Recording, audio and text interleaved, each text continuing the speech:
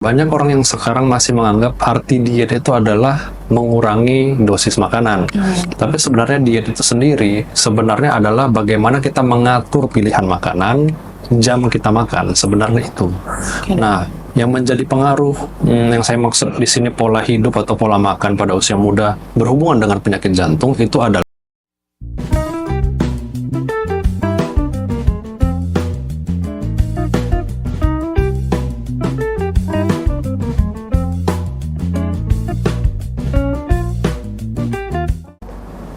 Halo, kembali lagi bersama kami di Observasi Hermina dengan saya Dr. Mutiara. Pada hari ini kita sudah kedatangan tamu narasumber dari salah satu spesialis jantung di Hermina Podomoro, Dr. Raymond.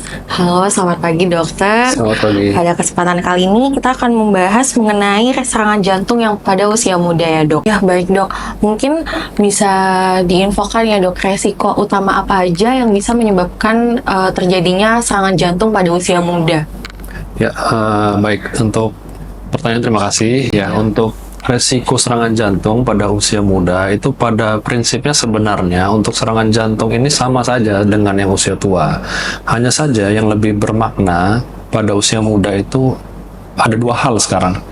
Satu itu pola hidup, kemudian yang kedua itu genetik. Nah, itu dua faktor yang paling bermakna pada usia muda. Jadi sering kita temukan pada anak-anak atau orang-orang di bawah 40 tahun sudah terdapat permasalahan atau sumbatan di koroner yang cukup signifikan. Itu sangat sering didapatkan faktor risikonya adalah genetik sebenarnya. Kedua ya pola hidup, karena memang kehidupan modern ini sudah mulai sedikit berbeda dengan kehidupan zaman dulu, sehingga progresivitas penyakit penyumbatan pembuluh darah koroner ini lebih dini ditemukan pada generasi-generasi sekarang. Baik dok, berarti sebenarnya untuk gaya hidup modern saat ini itu sangat berpengaruh untuk serangan jantung di usia muda. Ya, sangat berpengaruh. Sangat berpengaruh. Kira-kira kalau misalnya nih dok, kan kita banyak tahu kalau sekarang masyarakat yang usia muda banyak melakukan diet. Nah itu ada ngaruhnya ya nggak dok sama pola hidup diet atau konsumsi makanan untuk terjadinya serangan jantung? Ya, kalau diet ini sendiri sebenarnya kita harus menyamakan dulu persepsi ya arti diet ini. Banyak orang yang sekarang masih menganggap arti diet itu adalah mengurangi dosis makanan. Tapi sebenarnya diet itu sendiri sebenarnya adalah bagaimana kita mengatur pilihan makanan, jam kita makan, sebenarnya itu. Nah, yang menjadi pengaruh yang saya maksud di sini pola hidup atau pola makan pada usia muda berhubungan dengan penyakit jantung itu adalah pilihan-pilihan makanannya sebenarnya. Nah, untuk kehidupan modern ini yang sangat berbeda adalah kita sering menemukan makanan-makanan yang sangat mudah didapat, itu makanan cepat saji ya, contohnya goreng-gorengan misalnya. Kemudian makan makanan yang penuh atau kaya minyak yang jenuh, minyak trans. Nah, itu sebenarnya meningkatkan faktor resiko penyumbatan pembuluh darah koroner dikarenakan makanan tersebut itu tinggi lemak. Nah, tinggi lemak yang tinggi ini dapat berujung penumpukan di nanti pembuluh darah jantungnya. Nah, itu yang menyebabkan pada usia muda sekarang itu lebih banyak terkena penyakit koroner ini. Di lain hal, sekarang kita sudah jumpai merokok itu sudah sangat banyak ditemukan pada usia-usia muda. Nah, itu juga menjadi salah satu faktor penyebab penyumbatan koroner ini. Oke, baik dok. Nah, tadi sempat dokter jelaskan bahwa pengaruh genetik juga berpengaruh terhadap resiko serangan jantung di usia muda. Nah, apakah faktor genetik ini juga berpengaruh dok pada usia tua ya untuk serangan jantungnya? Apa cukup di usia muda aja? Oke, nah jadi begini, kalau untuk proses penyumbatan koroner ini sendiri itu merupakan proses alami di mana semua orang pasti akan mengalami, makanya disebut penyakit ini adalah penyakit degeneratif. Jadi seiring berjalannya usia, proses penyumbatan tersebut itu akan berjalan juga. Nah, hanya saja ada yang membedakan ini bisa lebih cepat atau lebih lambat. Nah, hal-hal yang membuatnya lebih cepat adalah faktor risiko tadi, kencing manis, darah tinggi, kolesterol, pola hidup, jenis kelamin, dan itu tadi genetik.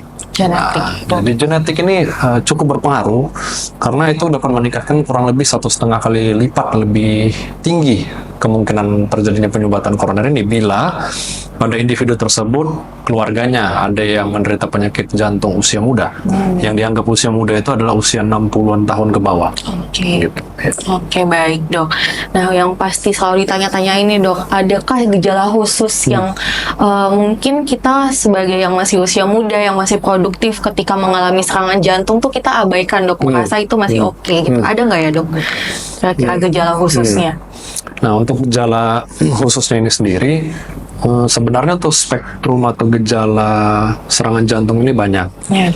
Jadi gejala yang perlu diperhatikan itu ada beberapa. Yang paling sering itu nyeri dada. Nah, nyeri dada. Nah, cuma nyeri dada ini memang bisa bermacam-macam tampilannya. Ada yang nyeri dada tengah, nyeri dada kiri, kanan, punggung, nyeri ulu hati, dan macam-macam. Itu merupakan gejala yang paling sering untuk sumbatan koroner ini. Tapi melainkan dari gejala nyeri dada ini, ada gejala lain, yaitu sesak nafas, mudah lelah, berdebar, gitu ya, hampir pingsan, hampir pingsan. Ya, itulah gejala yang kita patut waspadai pada usia muda ataupun usia tua untuk gejala jantung ini. Berarti sebenarnya tidak ada perbedaan gejala serangan jantung untuk usia muda dan usia tua ya dok? Ya, betul. Baik dok. Lalu apakah ada langkah-langkah pencegahan dok untuk mengurangi resiko terjadinya serangan jantung di usia muda? Tentunya ada. Nah, ini kan merupakan suatu proses degeneratif ya. Namun bisa juga didapatkan pada usia muda. Cara-cara yang dapat kita lakukan untuk mengetahui apakah kita memiliki permasalahan jantung atau tidak, itu sebenarnya kita melakukan medical check up. Nah, medical check up itu kita bisa lakukan dengan rekam jantung, EKG, kemudian kita dapat melakukan pemeriksaan stress treadmill untuk melihat apakah pada proses pembebanan ada permasalahan aliran darah koroner. Dan kita juga dapat melakukan USG jantung untuk melihat apakah ada permasalahan di dinding jantung dan lain hal. Jadi di situ kita bisa melihat apakah ada permasalahan sumbatan koroner saja atau ternyata ada masalah lain, misalnya otot jantungnya bermasalah, parunya bermasalah, dan lain-lain. Itu kita dapat lakukan check up untuk mengetahui lebih dini atau istilahnya mencegah lah untuk terjadi proses ke depannya kalau misalnya penyakitnya sudah progres ke lebih berat gitu. Baik dok, tadi kan dijelaskan ya dok, kalau misalnya kita bisa lakuin MCU, treadmill, dan lain-lain, itu idealnya dilakukan pada usia berapa ya dok? Dan apakah harus ada keluhan dulu, apa tidak perlu dok? Ya, untuk usia sih sebenarnya dari panduan tidak ada patokannya untuk MCU ini sendiri. Cuma kita dapat melakukan MCU itu bila usia kerja lah, misalnya usia 17 ke atas, itu kita bisa lakukan MCU. Apalagi misalnya aktivitas kita itu membutuhkan tenaga atau fisik yang lebih berat, itu ada baiknya kita lakukan MCU. Jadi kita bisa mengetahui pada proses pembebanan itu ada masalah atau tidak jantungnya sebenarnya itu. Baik dok. Oke dok, untuk menutup pertanyaan penutup ya dok, mungkin kalau misalnya di rumah atau kita orang sekitar ada yang mengalami keluhan serangan jantung, nah mungkin tindakan utama apa ya dok yang harus kita lakukan? Oke, untuk serangan jantung ini ada yang ringan, ada yang berat ya. Jadi kalau untuk kondisi kita dapatkan yang di rumah, misalnya masih ringan gejalanya ya, nyeri-nyeri dada nggak khas ya gitu ya, kemudian ada mudah lelah. Kalau mudah lelah dan sebagainya itu istilahnya bukan hal yang berat lah ya. Tapi kalau memang ada gejala tersebut itu semua, kita bisa menyediakan satu macam obat yang di bawah lidah, itu namanya ISDN, kita bisa berikan. Itu hanya untuk melancarkan aliran darah atau membuka sumbatannya sementara.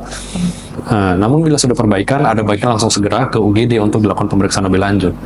Nah, bila serangannya berat, misalnya sampai henti jantung, sampai penurunan kesadaran, pingsan, dan sebagainya, itu kita harus langsung melakukan bantuan hidup dasar. Nah, bantuan hidup dasar itu yang kita tahu dengan resusitasi jantung paru.